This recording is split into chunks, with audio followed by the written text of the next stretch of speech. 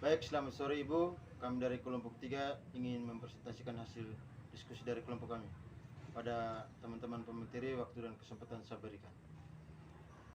Yang pertama, the marketplace of North America. Populasi kecil tetapi dengan sumber daya yang besar dan produktivitas tinggi.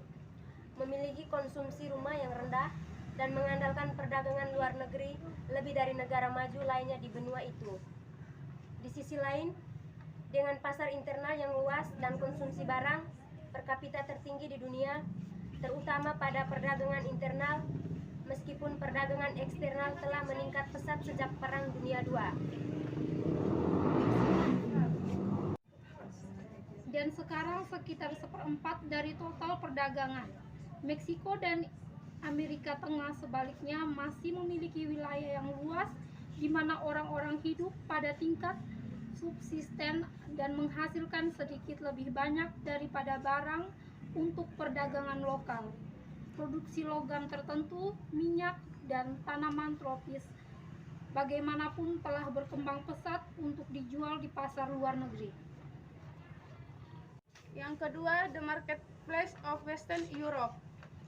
Kemajuan ekonomi mereka pasca Perang Dingin diperlambat oleh kekacauan yang meliputi bubarnya Yugoslavia. Konflik-konflik ini mengakibatkan para investor mengurungkan niatnya untuk berinvestasi. Sistem perdagangan yang dibentuk sudah tidak berfungsi dan negara satelit bekas Uni Soviet harus menyesuaikan diri pada hilangnya pasar ekspor yang terjamin. Merubah dari sistem komunis yang terpusat menjadi sistem pasar yang terdesentralisasi dan menerapkan reformasi politik, hukum, dan institusional yang diperlukan, sebuah proses yang difasilitasi oleh bergabungnya mereka dengan UE. Banyak anggota UE merupakan dari Uni Soviet. Setelah blok Uni Soviet bubar dan Uni Soviet hancur pada tahun 1991, para anggota UE adalah negara-negara demokrasi parlementer yang berorientasi pasar bebas. 17 anggota UE telah menghapuskan mata uangnya dan menggantikannya dengan mata uang euro. The marketplace of Eastern Europe and Central Europe. Presiden Rusia pertama berusaha melakukan privatisasi atau proses pengalihan kepemilikan dari milik umum menjadi milik pribadi terhadap banyak perusahaan milik negara di Rusia. Transformasi ekonomi Rusia dan banyak negara NIS lainnya dari komunisme menuju sistem pasar bebas tidaklah mudah. Ekonomi Rusia telah membaik dalam dekade terakhir. Presiden kedua dengan cepat merombak sistem perpajakan negara tersebut dengan memperlakukan pajak penghasilan merata sebesar 13%. Rusia yang merupakan produsen dan eksportir minyak bumi terbesar kedua di dunia juga telah diuntungkan dari meningkatnya harga minyak bumi dan bahan mentah lainnya. GDP negara terbesar telah tumbuh dengan tingkat 4,8% per tahun.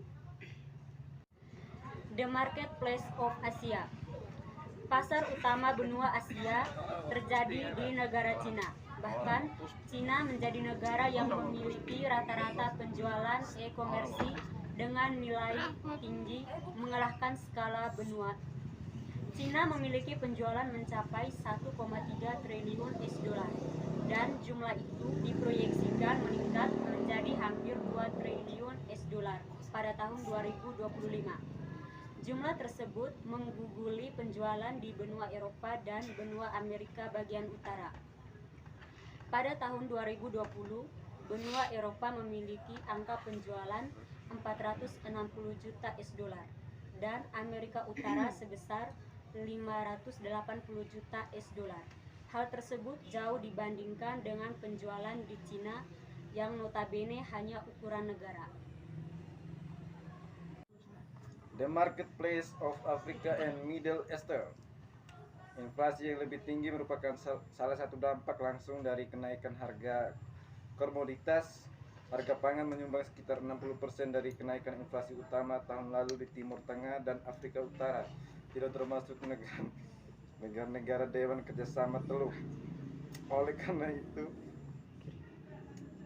kari inflasi akan tetap tinggi di kawasan ini pada tahun 2022 sebesar 13,9%, revisi naik yang signifikan dibandingkan proyeksi kami sebelumnya di bulan Oktober. Hal ini tidak mengherankan mengingat ketergantungan yang tinggi dari banyak ekonomi di kawasan pengiriman makanan asing sekitar 1/5 dari total impor dan beban